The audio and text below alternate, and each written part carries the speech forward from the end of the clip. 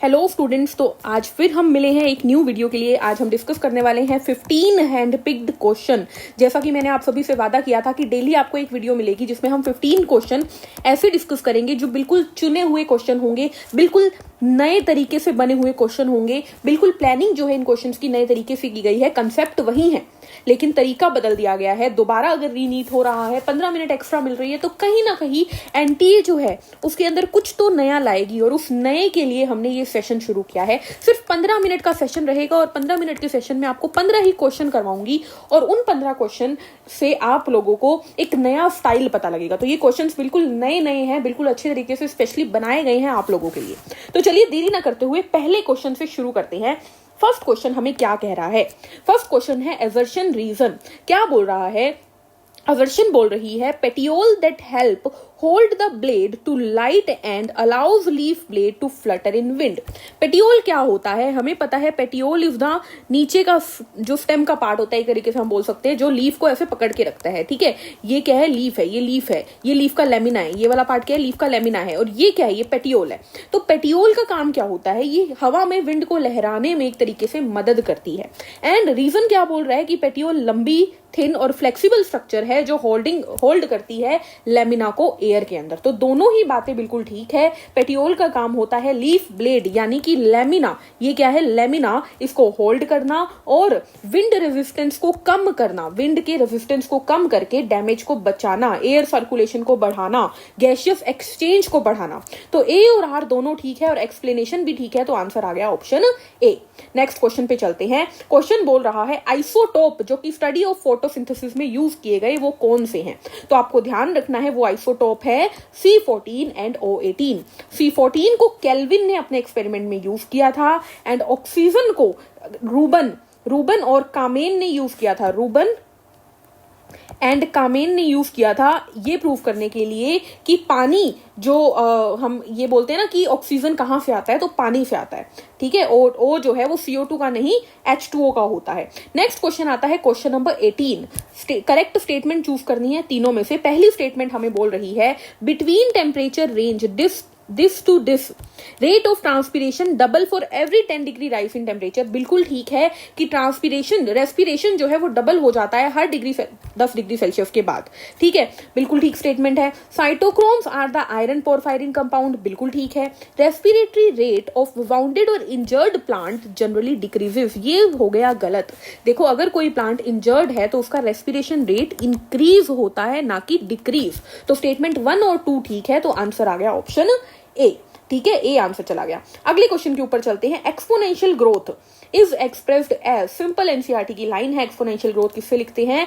WT is equal to W0 ERT, इससे लिखते हैं। ठीक है, इसके अंदर W क्या है? इनिशियल साइज है। क्या है? Initial size. R क्या है? R is the rate. R क्या है? रेट। टी क्या है? Time of growth. And E क्या है? हमारा लोग का बेस हो गया। ठीक है, क्वेश्चन नंबर 20 पे चलते हैं। रिकॉग्नाइज करो ए बी सी को। ए हमें पता है ट्रैकिड है, बी क्या है? बड़ी सारी चौड़ी है जिसके अंदर परफोरेटेड है वेसल, और सी क्या है? जाइलम का फाइबर है। ठीक है, ये हमारा हो गया क्वेश्चन नंबर 20th भी कंप्लीट। तो आंसर क्या चला गया क्वेश्चन 20 का? Option A will be the right answer. Question number 21 पे चलते हैं। क्या बोल रहा है? असर्शन और क्या बोल रहा है? रीजन। AR का क्वेश्चन है the cells that have membrane bound organelle, उन्हें यूकैरियोटिक कहते हैं। बिल्कुल ठीक है, ATF राइबोसोम होता है, सारी मेम्ब्रेन बाउंड ऑर्गेनेलीज होती है। And cell that lack membrane bound organelle उन्हें प्रोकैरियोटिक कहते हैं। बिल्कुल ठीक है, असर्शन भी ठीक है, रीजन भी ठीक है, एक्सप्लेनेशन भी ठीक है। तो option A will be the right answer. Next question number 23 के ऊपर चलते हैं। क्या बोल रहा है? The catalytic efficiency of 2 different enzyme can be compared by the Km value. क्या बोल रहा है कि अगर हमें 2 डिफरेंट एंजाइम की कैटालिटिक एफिशिएंसी को मेजर करना है तो उसके लिए हम Km वैल्यू का इस्तेमाल करते हैं। बात ठीक है? बिल्कुल ठीक है। चलिए स्टेटमेंट 2 पढ़ लेते हैं। स्टेटमेंट 2 कह रही है कि substrate bind with enzyme at its active site. Substrate enzyme पे उसकी एक्टिव साइट पे बाइंड होता है। बिल्कुल ठीक है, एनसीईआरटी की लाइन है। ठीक है, तो दोनों स्टेटमेंट ठीक है। Statement 1 and 2 is correct. Option A will be the right answer. अब मैं थोड़ा सा बात करूंगी Km के बारे में क्योंकि ये एक इंपॉर्टेंट चीज है। What is Km? Km क्या होता है? तो ये हमारा क्या होता है? माइकेलिस कांस्टेंट होता है। माइकेलिस कांस्टेंट होता है। ठीक है, अब अगर देखो Km कम होगा तो ये समझ लीजिएगा एफिनिटी और कैटालिटिक एफिशिएंसी ज्यादा होती है। क्या बोला मैंने, Km अगर कम है तो कैटालिटिक एफिशिएंसी हमेशा ज्यादा होती है, ये इनवर्सली प्रोपोर्शनल होता है। और एक्चुअली Km क्या होता है, it represent the substrate concentration eight which enzyme reaches half of its maximum velocity.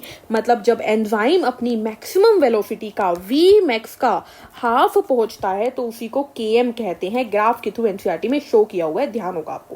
Question number 24 पे चलते हैं।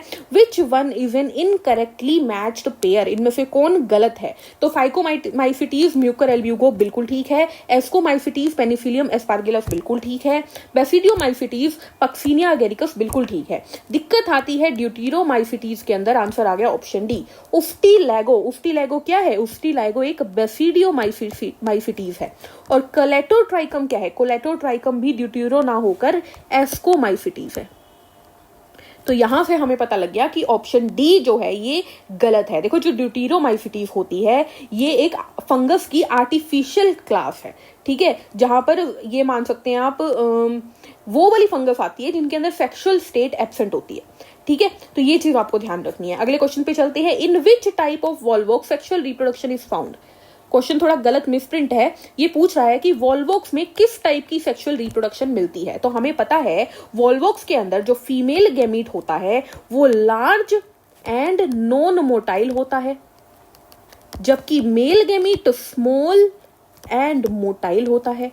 और ये कंडीशन होती है oogamous के अंदर। तो आंसर हमें मिल गया कि oogamous टाइप का सेक्सुअल रिप्रोडक्शन होता है वॉल्वॉक्स के अंदर। नेक्स्ट क्वेश्चन देखते हैं। Match the following.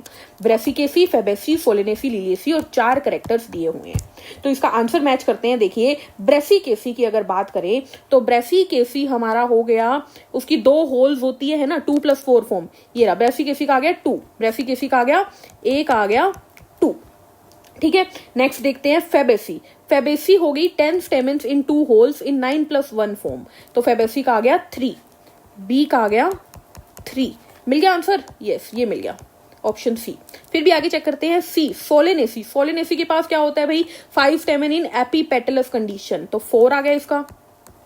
And D Liliaceae में एपीफाइलस स्टेमन होता है, तो 1 आ गया। तो आंसर हमारे पास निकल गया। देखो एक बार सुनिए ध्यान से, जो हमारा ब्रेसिकेसी है इसके पास स्टेमन्स कितने होते हैं? इसके पास स्टेमन होते हैं 6, जो कि 2 होल में लगे होते हैं, 2 अंदर 4 बाहर, 2+4 की अरेंजमेंट होती है, ठीक है। अगर मैं बात करूं किसकी, फेबेसी की, जिसे हम लेग्यूमिनेसी भी कहते हैं, फेबेसी को क्या कहते हैं? लेग्यूमिनेसी भी कहते हैं।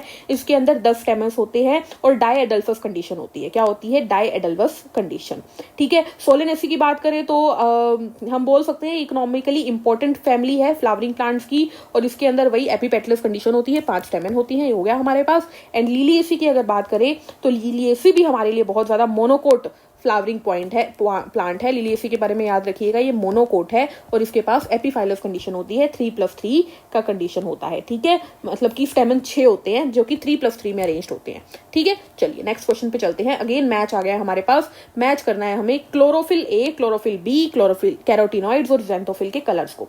तो देखिए, क्लोरोफिल ए हमें पता है ब्लूइश ग्रीन होती है, तो कहाँ है ब्लू ग्रीन? ए है 4, ए का क्या है 4, ए का है 4। क्लोरोफिल बी की अगर बात करें हम, 1 मिनट, ब्लूइश ग्रीन हो गया, ठीक है। क्लोरोफिल बी की अगर बात करें तो बी हो गया हमारा येलो ग्रीन। क्या हो गया? Yellow green.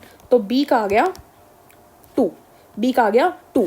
अगर हम सी की बात करें यानी कैरोटिनॉइड्स की, तो वो येलो टू ऑरेंज हो जाते हैं। और ज़ैंथोफिल कैरोटिनॉइड्स के अंदर ही आते हैं लेकिन ये येलो में आते हैं, तो 1 हो गया। 4 2 3 1 हमें मिल रहा है। यस, 4 2 3 1 ये आंसर आ गया हमारे पास, ठीक है। तो ये चीज आपको याद रखनी है, कलर्स आप लोगों को याद रखने हैं। क्लोरोफिल ए ब्लूइश ग्रीन होती हैं, ठीक है। क्लोरोफिल बी ऑलिव ग्रीन होता है प्योर स्टेट के अंदर, तो इसको हम येलो ग्रीन में बोल देते हैं। ऑलिव ग्रीन या येलो ग्रीन एक ही बात है, ठीक है। कैरोटिनॉइड्स येलो ऑरेंज हो गई, yellow to yellow orange. And xanthophyll carotenoid का ही सब टाइप है जो कि येलो होता है। Efficiency of aerobic respiration is nearly, कितनी होती है एरोबिक रेस्पिरेशन की एफिशिएंसी? लगभग 45%। आपको ध्यान होगा, हमने पहले भी ये डिस्कस किया है कि जब एक ग्लूकोज जो है जब ऑक्सीजन की कंप्लीट, हम एक तरीके से बोल सकते हैं, जब कार्बन की ऑक्सीडेशन होती है एक ग्लूकोज के अंदर तो 2870 किलो जूल एनर्जी मिलती है, और वो लगभग 45% है टोटल का, ठीक है, तो आंसर आ गया 45। Next question, in some plants, question number 29, in some plants the leaves of the juvenile plants are different in shape from those in the mature plant, this is the heterophylly due to the phase of life and seen in. देखो आपने धनिये में देखा होगा, धनिये के छोटे पत्ते अलग दिखते हैं, लेकिन जब वो एज्ड हो जाते हैं यानी मैच्योर हो जाते हैं तो उन पत्तों की शेप अलग हो जाती है। इसी फिनोमिना को यानी जुवेनाइल प्लांट्स के अंदर शेप अलग और मैच्योर होने के बाद पत्तों की शेप अलग, इसी को बोलते हैं हेट्रोफिली। और ये प्लास्टिसिटी का एग्जांपल है, किसका? प्लास्टिसिटी का एग्जांपल है। और इसके एग्जांपल्स क्या है? तो कॉटन, कोरिएंडर एंड लार्कस्पर इसका एग्जांपल है। ठीक है, चलिए नेक्स्ट क्वेश्चन के ऊपर चलते हैं। तो आज का लास्ट क्वेश्चन हमारे पास क्या रहेगा? लास्ट क्वेश्चन है, xylem vessel is a long cylindrical tube like structure made up of many cells each with lignified walls. Point ठीक है या गलत? बिल्कुल ठीक है। जाइलम हमारी लॉन्ग सिलिंड्रिकल ट्यूब होती है। जाइलम वेसल कुछ इस तरीके की हम बनाते हैं, ध्यान हो तो, और इसके अंदर पूरे पे क्या होती है? फिर परफोरेशंस होती है, लिग्निफाइड वॉल्स होती हैं। ये बात बिल्कुल ठीक है, एवर्शन ठीक है। रीजन देखते हैं, presence of vessel is a characteristic feature of gymnosperm. तो ये बात हो गई गलत, क्योंकि जो वेसल्स होती हैं वो कैरेक्टरिस्टिक फीचर किसका है? एंजियोस्पर्म्स का है। तो स्टेटमेंट जो है, रीजन जो है वो गलत हो गया, जबकि असर्शन ठीक है। तो option C will be the right answer. ठीक है, आपको ध्यान रखना है कि वेसल जो है वो कैरेक्टरिस्टिक फीचर एंजियोस्पर्म का है, बहुत कम जिम्नोस्पर्म में वेसल्स मिलती है। ठीक है, तो इसीलिए जैसे कि नीटेल्स जो होते हैं हमारी, इनके अंदर वेसल्स मिल जाती है, इन जिम्नोस्पर्म्स में मिल जाती है, बट अदरवाइज ये कैरेक्टर किसका है? एंजियोस्पर्म का। तो आंसर हमें मिल गया कि आंसर क्या जाएगा? Assertion is true and reason is false. तो आज की वीडियो में ये 15 क्वेश्चन हमने डिस्कस किए। नेक्स्ट वीडियो में मिलते हैं नए 15 क्वेश्चन के लिए। ध्यान रखिएगा, ये क्वेश्चन बहुत ज्यादा इंपॉर्टेंट है। इसके अलावा चैनल के ऊपर चैप्टर वाइज 1 चैप्टर 1 डे की सीरीज चल रही है। एक दिन के अंदर आपको 10 मिनट की चैप्टर की वीडियो मिलती है एंड 15 मिनट की उसके PYQs की वीडियो मिलती है, तो आपको वो जरूर देखनी है। उसके अलावा शॉर्ट्स साथ साथ में चल रहे हैं, देखते रहिए और अपनी सीट्स को पक्का कीजिए, अपनी अपनी MBBS सीट को पक्का कीजिए। तो मेहनत करते रहिए, हम आपके साथ हैं। Take care, thank you.